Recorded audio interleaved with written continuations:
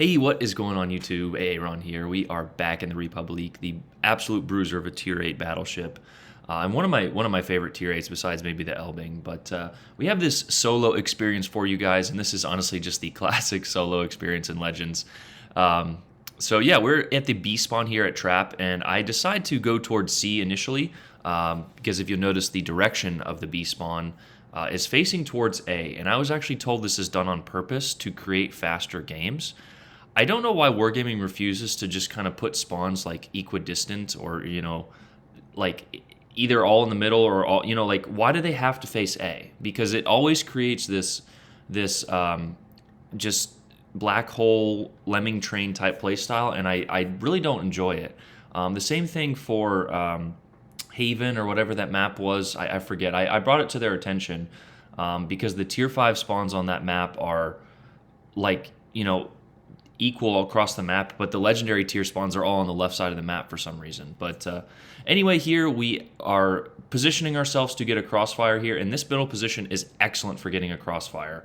And I will say, guys, this team is less than ideal, but again, I wanted to put this game up for you guys just to show you that everyone experiences these solo teams and the absolute game of throws that Legends can be, or any wargaming product can be, really. But we actually, got a good crossfire there on the GK, and if you notice, our gearing is already down to, what, 5,000, 7,000 health there.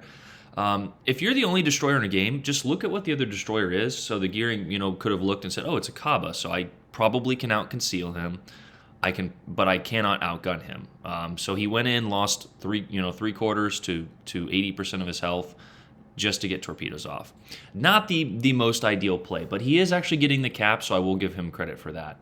If you notice, these Marlboros actually turned with us instead of following the direction, which is actually a little bit rare. You will see it, but as a result, we're going to now support the other side because these two are on this flank. That leaves potentially at least a 3-on-3 on that side, and if you notice, a few of the other ships like the Colbert were spotted heading that way. So trying to even up or read the mini map will give your team a huge advantage. Now we have this Des Moines at about 16 here, and this is perfect range for the Republic guns. Now the Des Moines actually plays it really well with this throttle here, and we only get, I think, one overpen at range there. And unfortunately the island symbol came up, but it did in fact lob that. So I wanted to make sure I was able to clear, but utilizing your throttle as a cruiser player is an excellent way to dodge, and this Des Moines actually does it here. You'll see me saying on stream he slowed down, which is a great strategy, especially in a cruiser that like the Des Moines or a few others that can get blapped fairly easily. But we see that Kaba has moved back into the cap, and if I am those enemy battleships, I am trying to absolutely obliterate him. And here is something that this is just one of my favorite experiences in the game. You get a cruiser completely broadside and absolutely none hit. Now he did stop, but you'll see that both of those shells landed on either side of the ship. And that is RNG, ladies and gentlemen. That's not shells landing short. Shells can land short, but shells should also land long. So in that situation, that is 100% RNG. If you're confused about that, please see my diagram. But here we get another good shot he turned in, and that is the salvo we want. 3 pens and a Citadel there, take out a gun, etc. But you notice we have a Colbert over here, as well as a few other battleships on our flank, so we're not going to push in. Pushing into a kiting Colbert is a recipe for getting your armor just absolutely melted.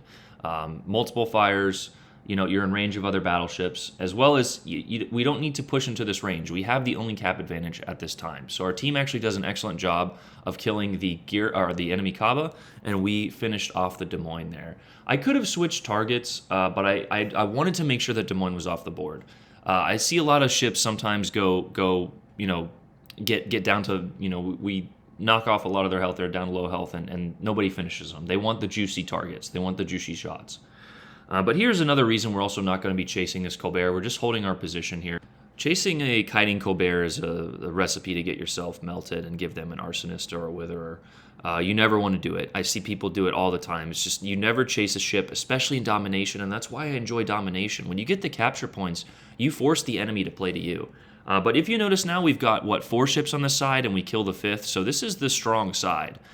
We have this Marlborough here. We got a nice broadside on him, and we're getting focused. We're doing our job in a battleship, but if you noticed, we are angled fairly well. So the only thing that's going to do a lot of damage, and that is sort of the weakness of the French, is HE. So as long as we can manage our damage cons, you'll notice we are not putting out one fire. We went ahead and used a heal, just to catch up a little bit of that health. You want to cycle your heals, not early, but also not late. It does no good to cycle one heal at the end of the game when you have 3. So we went ahead and cycled one of those. The other one's on cooldown. And you notice, like I said, it's 5 minutes. 5 minutes into the game, this is when your team decides whether they're going to win or lose. This Colbert actually makes a little bit of a mistake here and pushes in. We got his broadside. We aimed the shot a little bit up as he turned out and almost dev struck him. Pay attention to his health because you would think that he should be dead by the end of the game. But this team will surprise you. So we see that this flank, while it is the strong side, we have dealt enough damage to where 3 ships should be able to take out these. The Marco Polo is leaving. That Colbert is on 1 health, so it's a 3v2. At this point in the game. Now we're going to go ahead and reposition here. We see that another ship is going that way. So again, no reason to sit in one spot waiting for the enemy to pop up, especially in a French battleship. With an engine boost, you want to go help them. You will also notice that the CCAP is being ticked by an enemy Mino, and there is a Marlborough and I think a GK moving into position. So that entire time we were on that side, we have done 113,000 damage. As I think I was inviting Peak or Alphonse into the party. So 113,000 damage. You'll notice that Mino was full health. This GK has only lost 20k health, and that Marlborough was full health. This is just one of those games where I'm just not sure how some people are legally allowed to drive. You know what I mean? Because we did all this damage, 20,000 now, 7 minutes into the match, and the enemy on this flank is still full health. So I'm like, okay, well, that's fine. We did our job on the other flank. We see that the Mino's in the cap here. We see him shooting. We're going to try and blind fire him. We actually do get a hit, but it is just one pen there, or I'm sorry, 1 pen. So he might be angled to where we can't quite get the best salvo we want. Also, when you lock a target or shoot without locking a target, you actually lose half of your dispersion. And you noticed during that little spiel, we lost 30% of our team. I'm not sure what, how, or why they went down that easily, but that's it. Most likely this game as our 4th ship in 2 minutes goes down there. I'm not sure what they did. It doesn't matter. This is the classic solo experience in Legends, but we're going to try and finish it out.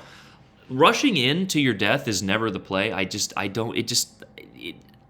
just like parking in the back of a building and then walking around to the front when there's parking spaces in the front.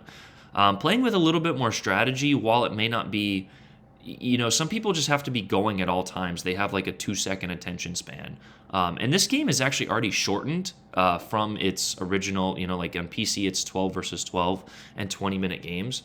So I can't imagine, I guess maybe the devs were right. The stupid, 30-year-olds or 35 or 40-year-olds that populate this game, they just want quick games.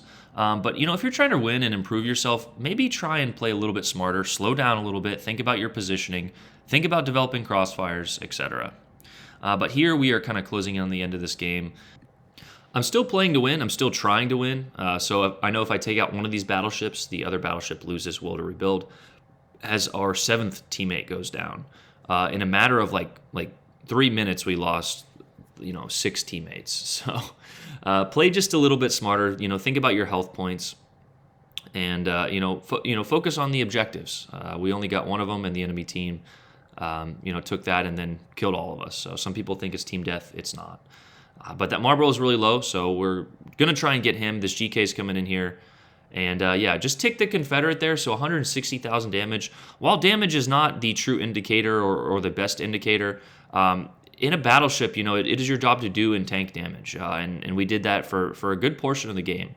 Some people, the people who don't necessarily understand the game the best are going to be like, well, you just hit it in the back. And that's not the case whatsoever. Mispositioning your ship and then saying, oh, I'm an aggressive player is it's just like, well, I play for fun, I don't understand how you could play an objective-based game with teammates and then, just say that you play for fun. It's almost selfish in that regard. But we will always get these sort of teams, which is why I wanted to put this video up. Yeah, 170,000 here with the high caliber and Confederate, and tanking, more than our fair share of damage, for most of the game. So try to do these things in a battleship. Try to position yourself. We're gonna get the trolley salvos. You're gonna get the awful teammates. It doesn't make it any less frustrating, especially for someone who streams a lot and plays a lot. You guys will have seen my frustration on stream before, but just know that it happens to everyone, good, bad, indifferent players. But yeah, that is the game, and I just want you guys to see the final scoreboard here. Like, you can see me, like, what else am I supposed to do? And yeah, scoring well over 1,000. My next teammate, and you'll notice usually sometimes I think this guy Joey was in the stream. He played fairly well, but nobody else on there. I outscored their second player, and they get a 50% win bonus. So this score with a win would have been around 3K XP. So, maybe just pay attention to your positioning a little bit more, knowing your ship, knowing how to play your class of ship, etc. But yeah, that is the video, guys. Hope you guys enjoyed it. See you guys this weekend. Aaron out. Peace.